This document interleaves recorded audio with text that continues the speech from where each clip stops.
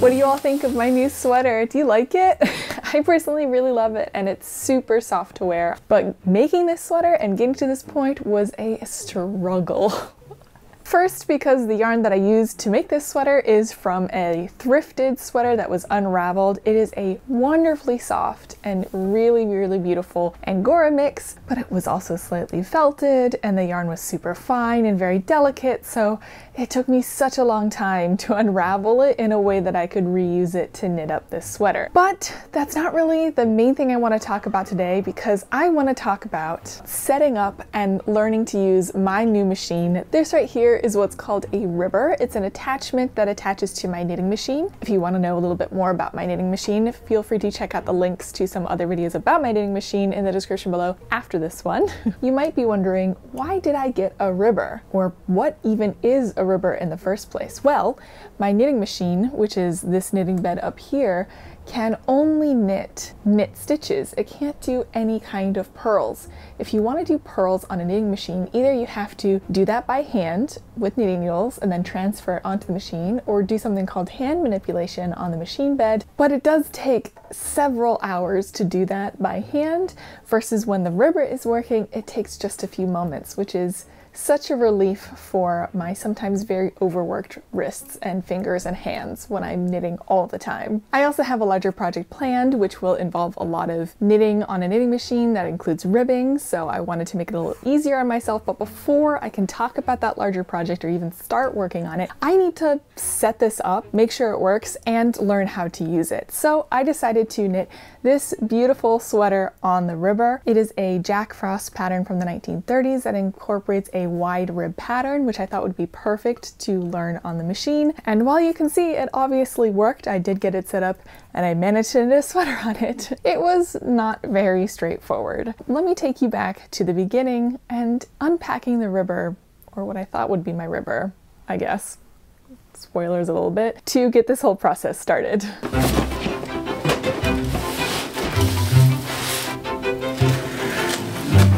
This ribber over a year ago when I found it online, and I thought it would be perfect for my knitting machine. This is the first time I opened the package. It's moved with me from the East Coast to the West Coast, and you can see that I am very excited that I got a free copy of Knitting Machine Monthly magazine. I have come to really love magazines again. There are some wonderful publications out there for some pretty niche interests, so I spent a good amount of time first reading that magazine before going to the setup portion of trying to get this ribber attached to my knitting machine and make it work. As you can see, the instructions had me a little bit confused. As the ribber is supposed to be attached to my knitting machine, I first needed to go through the process of digging my knitting machine out. I am very lucky to have a craft room and a separate space in my home to do my crafts, but I do so many different varieties of them that it's sometimes necessary for me to tuck things out of the way when I'm not using them, and it causes a little bit of difficulty when I do want to finally pull them out and use them.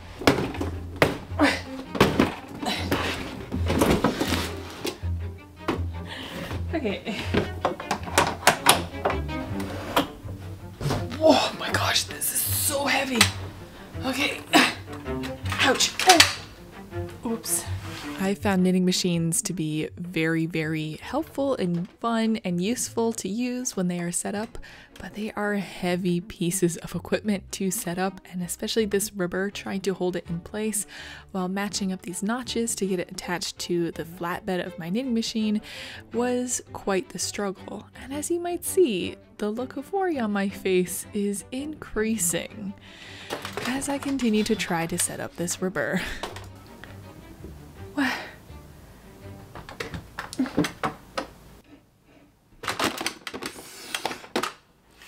The right side seems good, or the left side seems good, but the right side, there's something up with it. I'm not happy with it. Let me see if I can reposition this one. Wait. Oh, I think this was supposed to already be on this before I attached. Okay.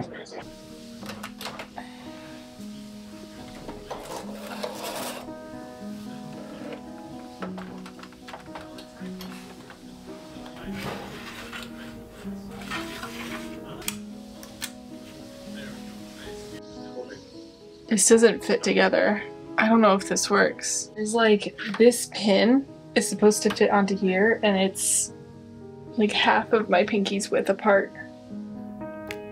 Just confirmed my worst fear. So this ribber is not compatible with my knitting machine. It is an SRP 60, which is not compatible, but the SRP 60N is compatible. So I must have looked over that small detail when I found this ribber, so I am back off to hunt for a different ribber. I looked, so the SRP 60N is available in vintage, but Silver Reed still manufactures it today, so it's very expensive. I want to facepalm, but my hands are also covered in grease from the machine, so I guess I'm not gonna do that. Time to pack everything back up, and yeah, I have no idea what I'm gonna do with this ribber then. I guess I'll probably see you in a few weeks once I find a ribber that works. 4 to 6 weeks later. Can you even really see me? Hold on. Can you see me now? Oh yes, you can see me now, and the box. And Nutella! Hep! So it's been quite a while since my last attempt at doing a ribber. Using a ribber or doing ribbing with a knitting machine using a ribber. So someone has made a wonderful chart of all kinds of vintage knitting machines and all of the accessories that they work with. I couldn't find the 60 or 60N, whichever one, the 60 series, because they're still in production today and they're quite expensive. $600 to $800 expensive at the time that I was looking. But the 50, which is an older version of the ribber, is way more affordable. And not only does this come with a ribber, but there's a few other very exciting extras. So let's unpack this guy. Okay. Oh, you probably want to see what I'm doing. Okay, so like I said, some of the extras that this came with, fingers crossed that this works before we get too excited, and that the other one didn't have. This is a rib transfer carriage. You have to typically, without this, manually move the stitches from when you're going from knit to purl and purl to knit. This one, it will do that transfer for you. And then this didn't come in this package, but was being sold like directly next to it. And it's something called an automatic linker. And this, if it works properly and works with my machine, will do the cast off for you. So the seller was incredibly attentive, made sure to like note that my package had arrived and that they had to disassemble some bits of it. So I think this is the disassembled bits, and they, oh my gosh, look at this, what? And look, I'm guessing, is this a bit of ribbing that was made with a machine? This is gorgeous, look at this. Look how fine. This is like lace weight yarn. Here we are, the instruction book. This is exactly like what I did last time.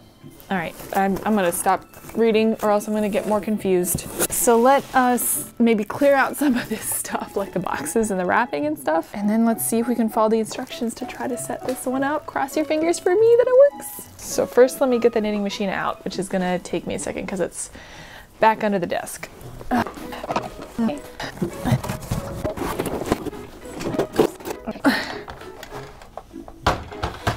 Okay, so now it's time to do the ribbing bed, but I think I first have to attach the clampy clamps to the side thingy bobber. The instructions I leafed through, they don't have like a diagram indicating this, and I just feel very lucky because I still have the other ribber, which has a similar setup. If I can get it out. Oh, so you can see here how these are very similar, which should help me be able to put them in the correct position. Is that what I have to put off? Is it? Yeah, this isn't attaching anything. Nope. I'm trying to undo a screw that doesn't need to be undone. Oh! Is it in? Did I do it? I did it! Okay. Wow, that is so much smoother than when I did it last time. Oh, that's crisp. That's a crisp fit. That is satisfying. Oh. If we hear a click, it'll work, potentially. Oh, we didn't hear a click. What? Wait.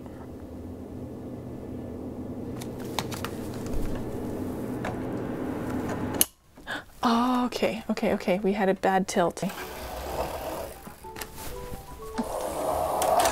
Oh, this is, it fits. It fits, it fits, it fits. It moves, it fits, it moves, it fits, it moves. I bought some knitting machine yarns. I think that's correct. Just see. And then what am I doing? Oh no, I don't think that was supposed to happen. Okay, you know what? I think we have to start over. That looks good. It's the first time my rubber is gonna make stitches, if it works. It did it. I could cry, I'm so happy. I usually expect my first piece to not work.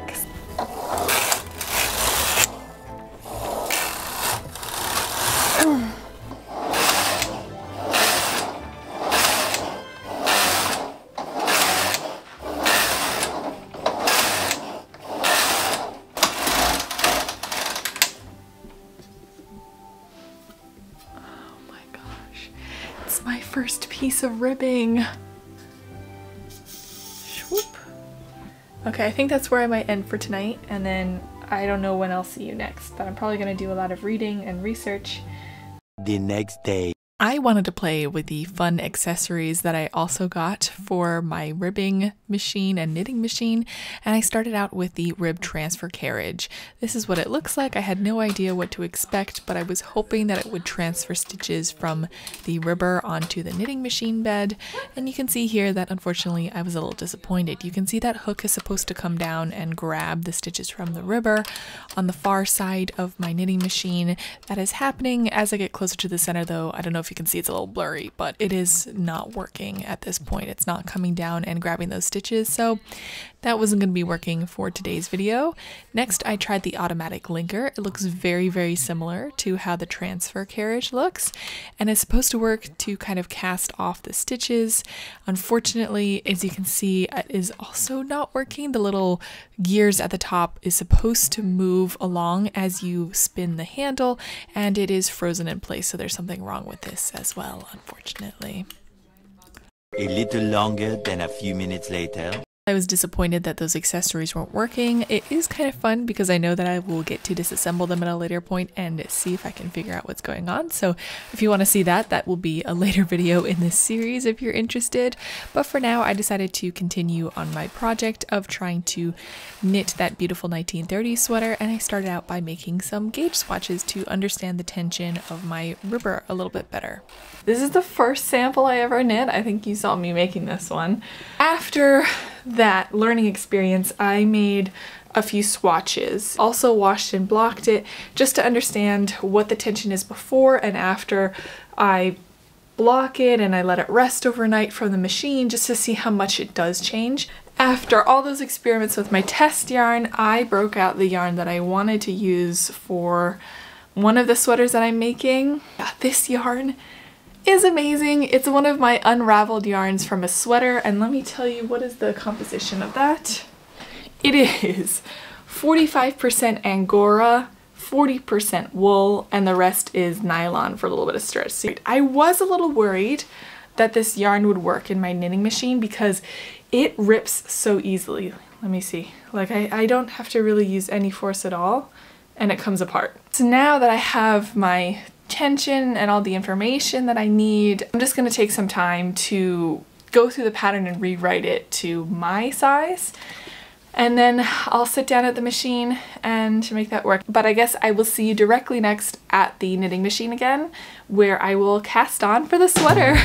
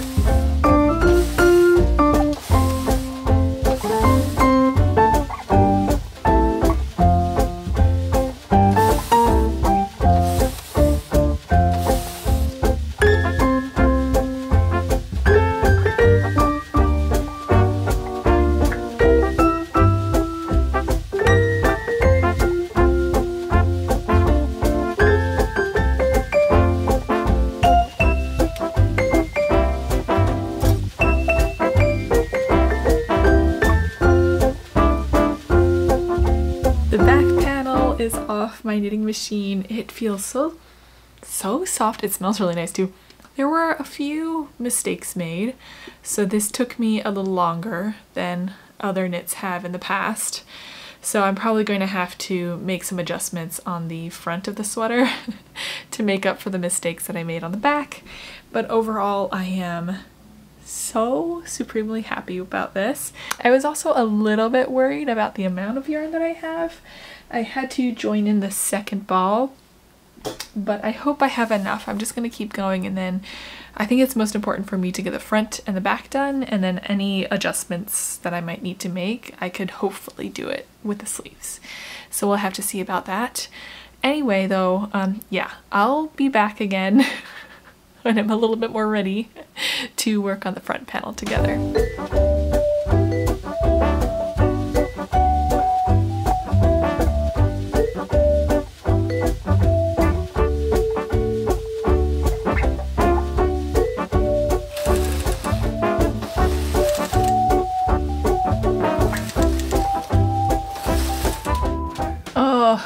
I'm sorry for the terrible lighting. I just don't really have the energy right now.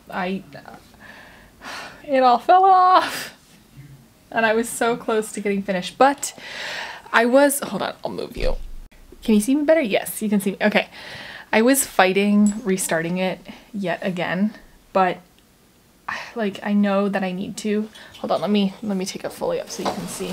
So I managed last time to rip it right at the increase point, and this time I managed to get a little bit past the increase point, and then it went awry on both the right and the left sides, and I was like, you know what, I'll just keep going and I'll do some mending afterwards. But this time it ripped like 10 stitches away from doing the neckline shaping, not stitches, 10 rows, and I didn't have the heart to fix it yet again.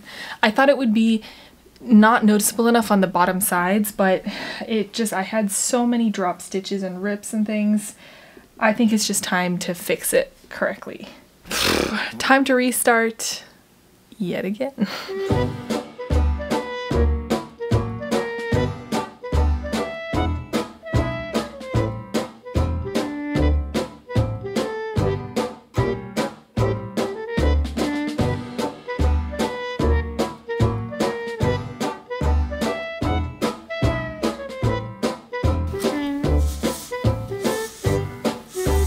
Yesterday was frustrating. I definitely had a lot of frustrations with trying to get this front bit finished. And while it took a while, we finally got a usable panel, though I did have to kind of close up 2 holes that occurred, one here and one down here.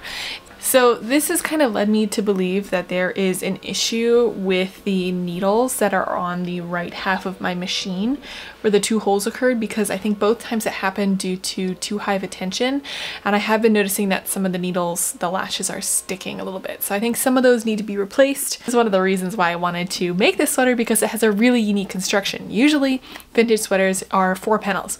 Back, front, sleeve 1, sleeve 2. This one, kind of like that, but slightly different. This one, at this point now, we are going to sew up the shoulders, but we are not going to sew the side seams. What we're actually going to do is, the hand knitting instructions has you pick up stitches within the armhole here and then knit the sleeve into the armhole. So you're not doing any sewing in or setting in of the sleeves, because you are knitting the sleeve and picking up stitches on either side. What we're going to do is, after I sew these seams together, is put this on the machine and machine knit the sleeve into the sleeve head. I'm back again really quickly. So I have sewn the shoulders together of the sweater so far. So this is the front, lovely with that detail. Here's the back with the neck opening. I just looked at the instructions again in detail for the sleeves, and I realized that it has you first pick up 30 stitches across the top of the sleeves, and in the second row increase to 60. My biggest issue yesterday with making the front is the increases. The yarn just could not handle that tension on the machine, because the machine forces you to stretch the material to a certain needle placement. And I think that it would be a lot less stress on the fabric if I did the first 3-ish rows on my needles, because we're increasing in 3 rows, you're going from 30 stitches to 85. So I think I'll do the first 3 rows by hand, and then I'll transfer those onto the machine to finish out the rest of the sleeve. Okay, I have made a start on the sleeve, and it's definitely more than the first 3 rows. It's more like the first 8 or so rows, and I feel like you can really see that we've had a lot of increases happen in a small amount of time. I was back and forth on whether or not I was going to try to put this on my machine because I am worried that it just doesn't have enough elasticity. I think I'm just going to try it, and we'll see how it goes.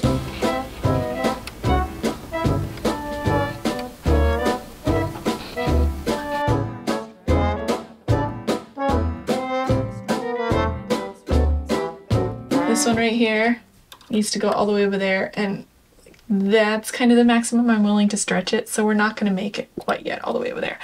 I'll knit 10 more rows by hand and then come back and see if there's any chance that I can then make that work, but I might just have to do this sleeve by hand.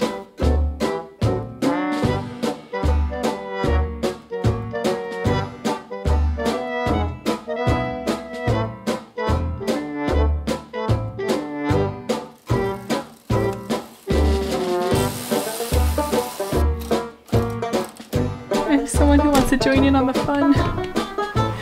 Butters, how'd you get there? Are you in the neck opening of my sweater? Yeah. Well, that took me nearly just about all day, but the sleeve, the first sleeve, is done and off the machine, fully cast off. There are a few problems with this sleeve. I dropped some stitches here, and I ripped a hole again on the same side and this side. I'm gonna lay it on the ground so that you can kind of see what I mean in terms of the construction of this sleeve and how it's different, how you are knitting into the armhole that you have, but you haven't sewn up the sides of the sleeves, and of course or the sides of the bodice, and of course you haven't sewn up the sleeve sides. I do want the other sleeve to match this one, so I will spend, I guess, all day tomorrow making the other sleeve to match. But this is the last time I'll be doing this puff sleeve construction style on a knitting machine. It can't take the tension. It's a really cool construction technique for when I'm hand knitting sweaters, and it saves me a step, but it is a pain in the butt on the machine. If I don't have a puff sleeve, this could work. I'm gonna go take a break, and I will see you again tomorrow for the other sleeve.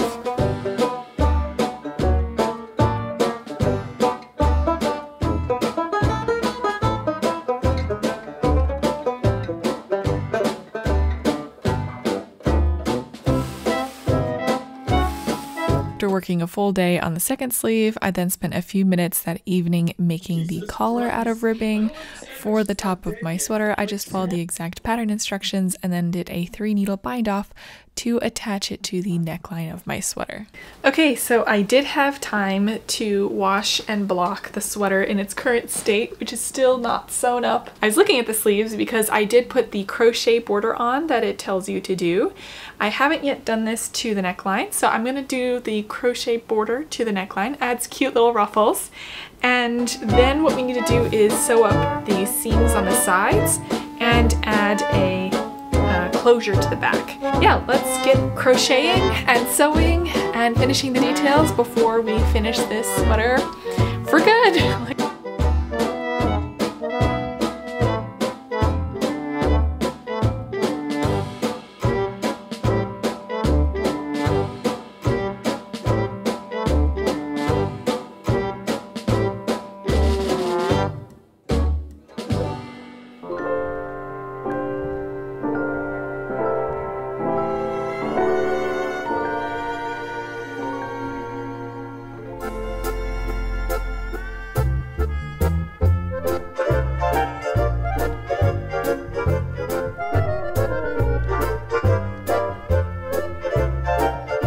Took us many weeks, several months, but we made it. We set up the ribbing attachment to my knitting machine.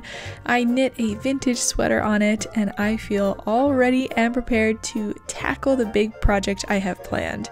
If you're interested in knowing what that is, feel free to subscribe because the next video will explain that. Thank you so much for watching, and I hope to see you again really soon. Bye!